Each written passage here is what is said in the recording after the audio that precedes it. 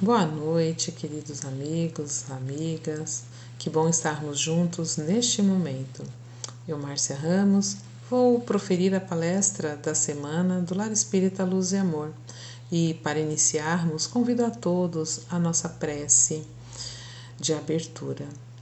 Fechando os nossos olhos do corpo físico, agradecendo primeiramente a Deus, ao nosso Mestre Jesus, a toda a equipe espiritual que nos acompanha nesse instante, aos nossos mentores, aos mentores dos nossos lares, que possamos assim, unidos num só pensamento, agradecer a oportunidade de aprendizado, rogando o amparo necessário à inspiração para que a mensagem toque os corações, cada um dentro das suas necessidades, trazendo o alento e fortalecendo-nos nesta tarefa.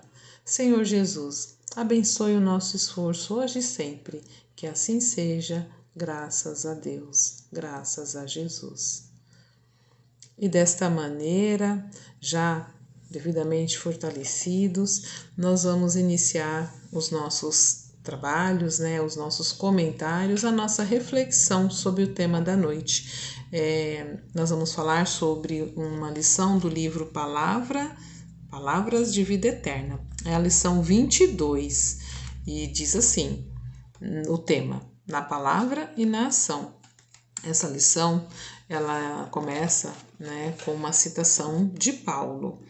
E essa citação é a seguinte: e tudo o que fizerdes, seja em palavra, seja em ação, fazei em nome do Senhor Jesus, dando por ele graças a Deus Pai. Paulo, aos Colossenses, no capítulo 3, versículo 17. E Emmanuel faz um comentário sobre esta citação, muito pertinente, porque o senhor Emmanuel traz para a gente uma reflexão muito importante para todos nós que falamos ser, que proferimos ser, que nos colocamos sempre como seguidores de Jesus, como cristãos, que somos, independente da nossa religião.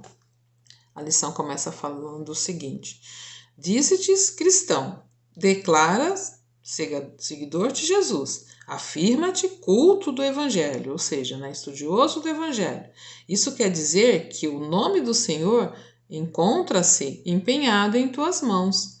Se buscamos o Cristo, de certo, é necessário refleti-lo. Por quê, pessoal? Porque se nós falamos que estudamos o Evangelho, se nós afirmamos que somos seguidores de Jesus, será que as nossas ações estão sendo condizentes à nossa fala? É isso que Emmanuel está trazendo para nós refletirmos neste momento.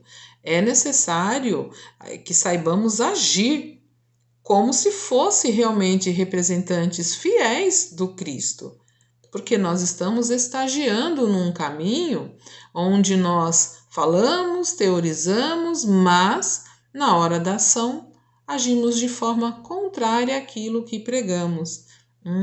Será, Márcia? Ige? Esse Emmanuel, hein? Exatamente assim. Emmanuel, naquela época, já estava nos alertando sobre a nossa prática, porque falar sobre o Cristo é lindo e maravilhoso. Agora, exercitar as ações do Cristo, aí, demanda de muito mais esforço. Nós precisamos lembrar que nós temos obrigação, de sermos melhores a cada dia, já que nós estamos aqui falando que queremos um mundo melhor. Mas nós agimos para isso? É por isso que Emmanuel pede para que a gente faça essa reflexão. Ele coloca: as sombras nos atormentam. E quais seriam as nossas atitudes para nos libertarmos das sombras? Agirmos com o Cristo e agirmos como o Cristo. Olha só, esta lição fala sobre agir. Então, na importância de seguirmos Cristo, não somente com as nossas palavras, mas com as nossas atitudes. Então, efetivamente, ele coloca para nós que a palavra e os atos representam força de exteriorização dos nossos sentimentos e pensamentos. Olha como isso é importante, pessoal. Exteriorizar os sentimentos e os pensamentos. Como assim, Márcia? Então, assim, os meus atos vão demonstrar aquilo que eu estou sentindo e aquilo que eu estou pensando. E muitas vezes nós sentimos e pensamos, e na hora de agir, nós vamos fazer totalmente contrário àquilo que nós estamos falando. Ela fala que o coração inspira o cérebro e o cérebro dirige a existência. Daí eu estava fazendo a reflexão. Interessante. Se o meu coração inspira o cérebro e o cérebro dirige a minha caminhada, vamos olhar para a nossa existência. O que o nosso coração está inspirando? Por quê? Se eu estou num caminho de tormenta, de sofrimento, de dificuldades, será que eu ando inspirando coisas boas ou coisas negativas? Será que os meus pensamentos estão voltados para a prática do bem verdadeiramente? É isso que muitas vezes a gente se confunde. E fica até em conflito, porque você fala, nossa, por que será que tudo está caindo dentro das minhas possibilidades de existência? Vamos olhar um pouquinho para aquilo que nós estamos sentindo. A emoção cria a ideia, e a ideia plasma as ações. Olha, gente, isso aqui é muito importante. Então, as emoções vão criando ideias. Que tipo de ideias eu estou tendo? Que tipo de emoção, eu estou ali nutrindo no meu coração para que eu plasme essas ações? É muito importante que a gente geralmente não dá atenção para os nossos sentimentos, para as nossas emoções. E aí as ideias de derrotismo, de dificuldade, de tormenta, elas vão só aumentando ao meio entorno. Mas isso significa que eu estou contribuindo, eu estou oferecendo material para que essas tormentas cada vez mais me envolvam. Olha como é importante entendermos a ação do Evangelho no nosso dia a dia. Vamos ver como Emmanuel coloca aqui para nós exemplos de como a gente está nutrindo essas emoções. Qual é a nossa atitude quando alguém sugere uma maledicência sobre outra pessoa? Um julgamento precipitado, por exemplo, qual é a nossa atitude? A gente reforça aquele comportamento ou a gente age com bondade? É isso que Emmanuel fala. Quando alguém chega até nós para contemplar a dor ou a chaga ou a doença ou a dificuldade que outra pessoa está passando. Vamos colocar aí no nosso dia a dia, no nosso grupo de família. Quais são as nossas atitudes? Será que surge naquele momento oportunidade para eu agir com bondade ou eu vou lá e coloco mais lenha na fogueira? Ou eu vou lá e cutuco mais a mágoa do outro? Quais são as atitudes, as emoções que essa situação traz para o meu coração? Eu vou trazer naquele momento atitudes de bondade? Eu vou utilizar das palavras boas para que aquela maledicência se encerre por ali? Será? Então, é uma lição que pede para que a gente reflita sobre as nossas atitudes, que tipo de emoção, Eu fico eufórica quando eu vejo a derrota do outro, quando eu vejo a destruição, quando eu vejo a maldade. Eu fico ali querendo fazer com que aquilo se propague de uma melhor forma. Aí eu encontro até caminhos para divulgar aquelas ações, aquelas atitudes erradas, ou eu busco amenizar e não participar daquela emoção, daquele sentimento tão complicado, né, que vai neutralizar as minhas forças do bem. A gente usa as palavras da mesma maneira que Jesus utiliza? Utilizando no formato de transferir, né, e de transmitir o bem de todos e para todos? A gente utiliza com atitudes de perdão? Gente, são perguntas para vocês e para mim também. Somos tentados ao revide das ofensas quando alguém nos ofende? Sofremos aquela calúnia, né? E ali a gente começa a tramar uma vingança? Padecemos ali daquele sofrimento de desgosto e entramos naquela sintonia? Como a gente age? Quais seriam as nossas condutas se nós realmente estivéssemos utilizando o Evangelho de Jesus na prática? Bondade e perdão.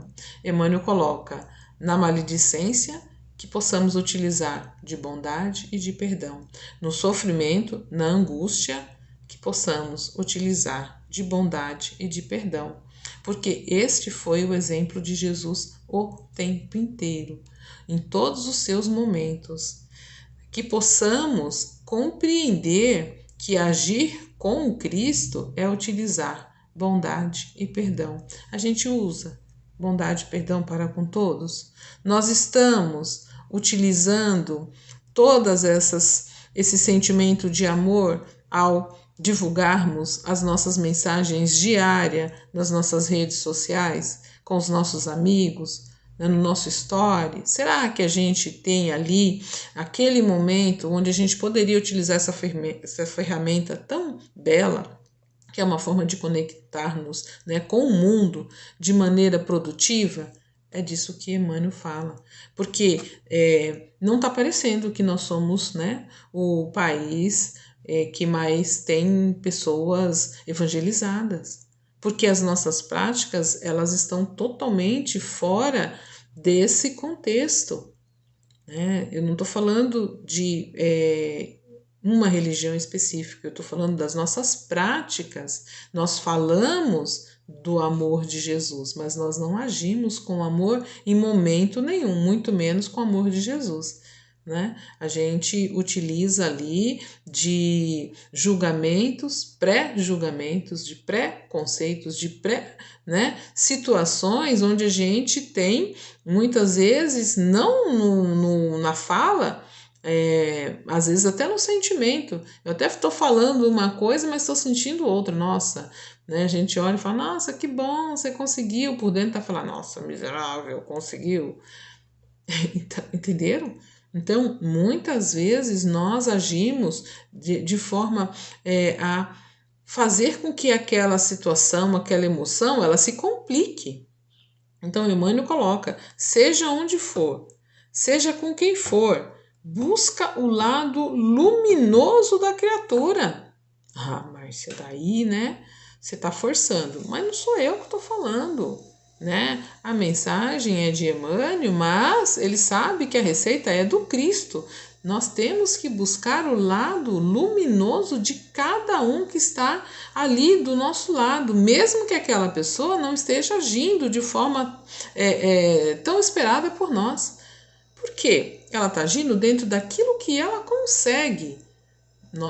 Cada um de nós temos o nosso tempo, cada um de nós temos as nossas imperfeições. Temos os nossos acertos, temos os nossos erros. E aí entender isso e usar de empatia para com o outro é importantíssimo nesse processo onde eu digo que sou cristão. Por isso que a gente volta lá no início. Olha a reflexão. Não é só falar que é Cristo na palavra, é na ação.